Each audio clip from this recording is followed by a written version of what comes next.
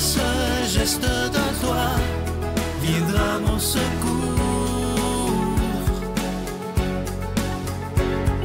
Viens semer dans mon âme le grain de l'amour. Je traverse un désert et je meurs de soif. Montre-moi le mystère qui garde la foi. Bonjour, bienvenue à votre émission La Victoire de l'amour en ce beau mardi 19 octobre. J'espère que vous allez bien à la maison. Comme tous les mardis, on rejoint Brigitte avec sa chronique. Et pour l'homélie, c'est l'abbé Éloi Gillard.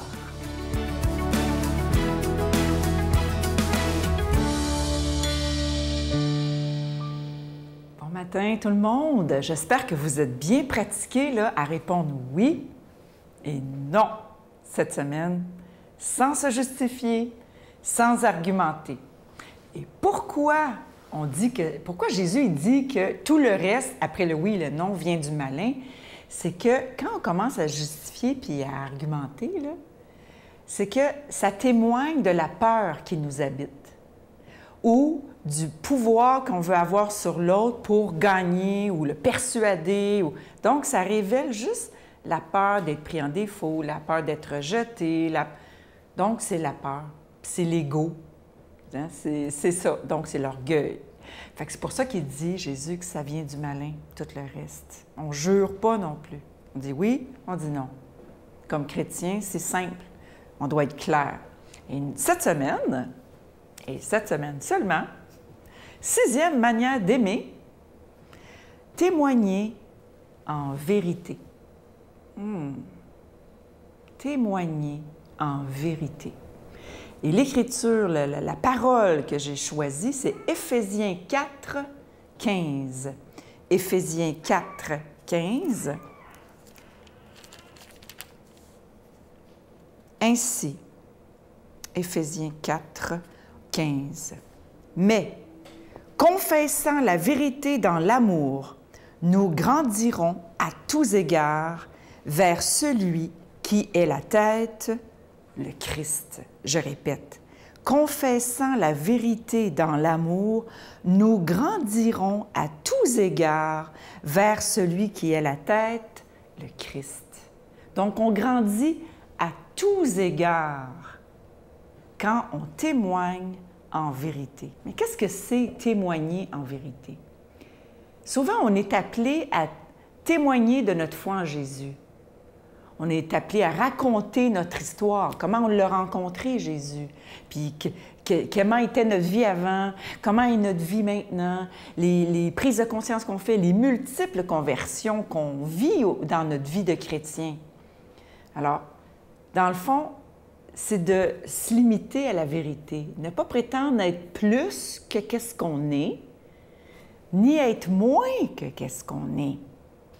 Hein? Des fois, on se sous-estime ou des fois, on se surestime ou des fois, on en rajoute.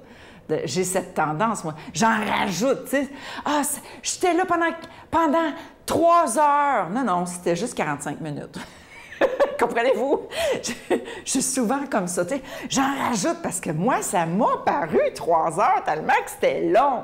Bien, quand on témoigne ou quand on va se confesser, on n'en rajoute pas, puis on n'en enlève pas non plus. On dit ce qui est. Et ça, c'est une manière d'aimer. Une manière d'aimer, c'est d'être en vérité. De ne pas être plus, de ne pas être moins, parce que si on en met plus, ça peut faire fuir. Si on en met moins, c'est pas vérité, donc ça reste comme dans la confusion. On essaie ça cette semaine. Amen. Notre Père qui es aux cieux, que ton nom soit sanctifié, que ton règne vienne, que ta volonté soit faite sur la terre comme au ciel. Donne-nous aujourd'hui notre pain de ce jour. Pardonne-nous nos offenses, comme nous pardonnons aussi à ceux qui nous ont offensés. Et ne nous laisse pas entrer en tentation, mais délivre-nous du mal, car c'est à toi qu'appartiennent le règne, la puissance et la gloire pour les siècles des siècles. Amen. Je continuerai à croire, même si tout le monde perd espoir. Je continuerai à aimer, même si les autres parlent de haine. Je continuerai à construire, même si les autres détruisent. Je continuerai à parler de paix, même au milieu d'une guerre. Je dessinerai des sourires sur des visages en larmes et je tendrai les bras à ceux qui se sentent épuisés. Oui, je continuerai à croire. Encore une fois, je vous parle de mon tout nouveau livre qui s'intitule « Les anges tels que présentés dans la Bible ». Il est tout nouveau, tout chaud. J'y ai mis tout mon cœur et je suis certain qu'il va vous plaire. Vous allez surtout apprendre beaucoup de choses parce que vous savez qu'il y a eu des centaines de livres qui ont été écrits sur les anges et parfois on se dit c'est tellement ésotérique, on ne sait pas où ils ont pris ça. Mais vous savez que les anges, la source historique, c'est vraiment dans la Bible. C'est pas ailleurs, là.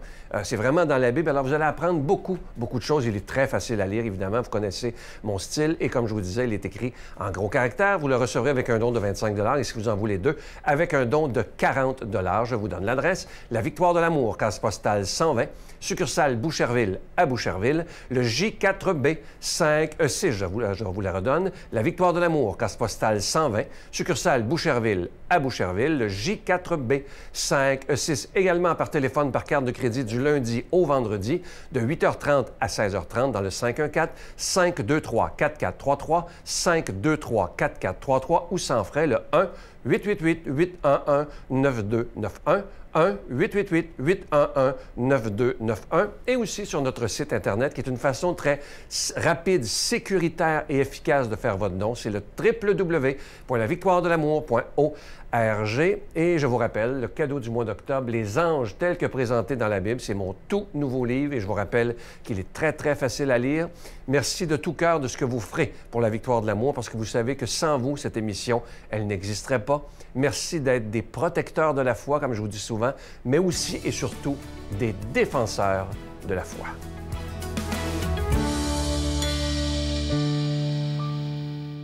Mon Dieu, donnez-moi la sérénité d'accepter les choses que je ne peux changer, le courage de changer les choses que je peux et la sagesse d'en connaître la différence. Amen.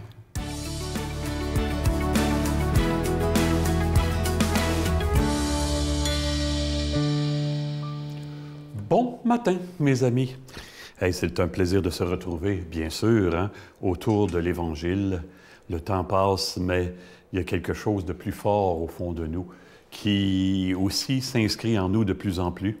Et la parabole de ce matin va nous inciter à réfléchir à ça encore. On est dans l'Évangile de Luc.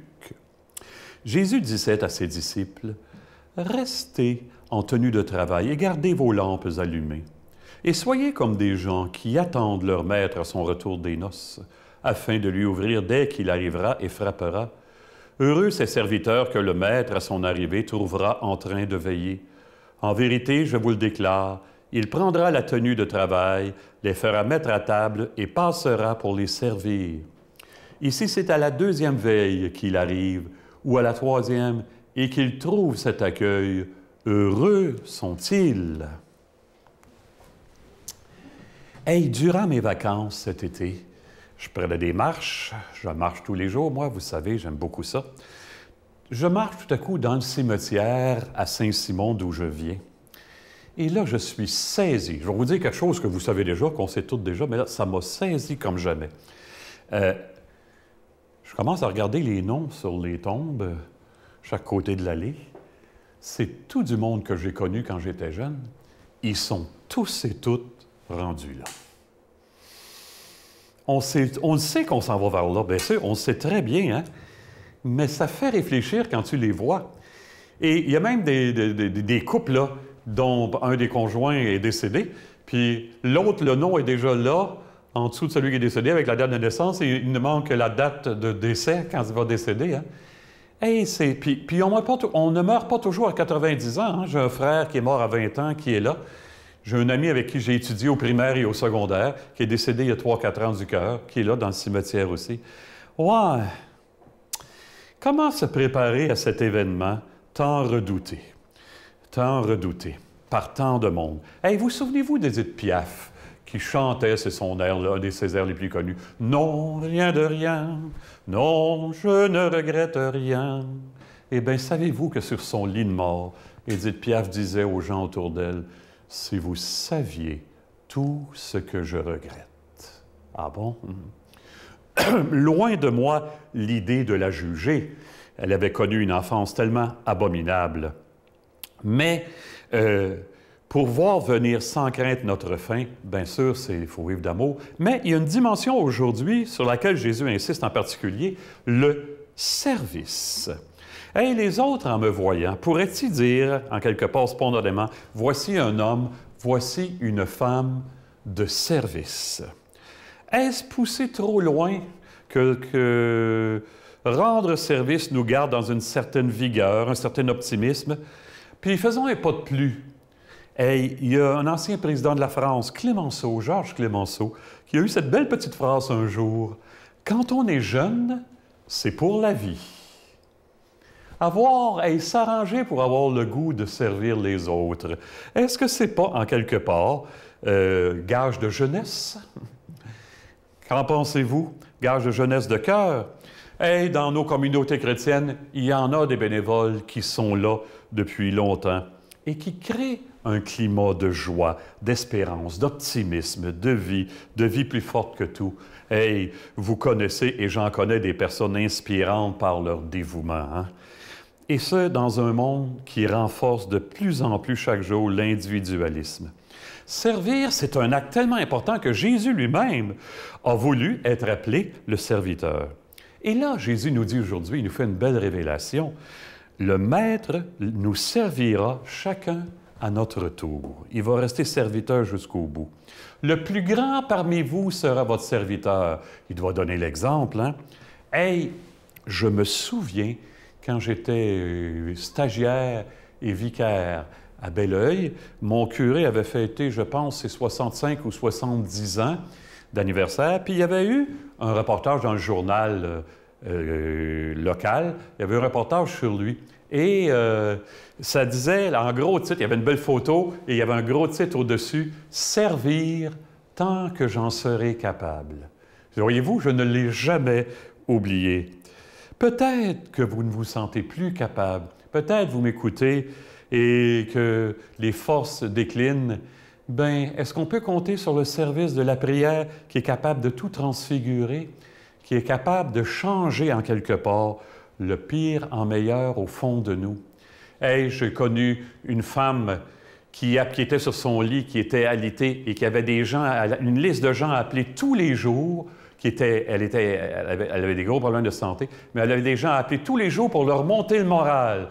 Est-ce que notre présence va remonter le moral des gens autour de nous? Que Dieu nous bénisse en ce sens, lui qui est Père, Fils et Esprit Saint. Amen. Bonne vie, bonne journée tout le monde. Je vous salue Marie, pleine de grâce. Le Seigneur est avec vous. Vous êtes bénie entre toutes les femmes, et Jésus, le fruit de vos entrailles, est béni. Sainte Marie, Mère de Dieu, priez pour nous pécheurs, maintenant et à l'heure de notre mort. Amen.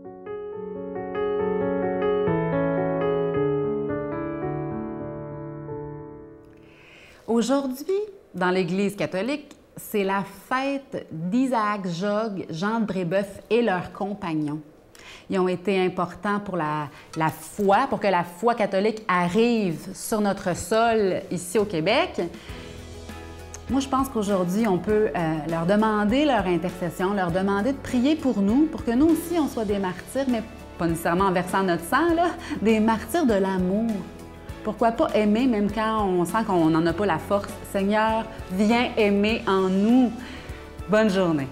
L'Église a plus de 2000 ans. Alors, des pronostics de la sorte, des schismes, des crises, des guerres, elle en a traversé, des scandales, elle en a traversé, mais elle a produit aussi des choses merveilleuses.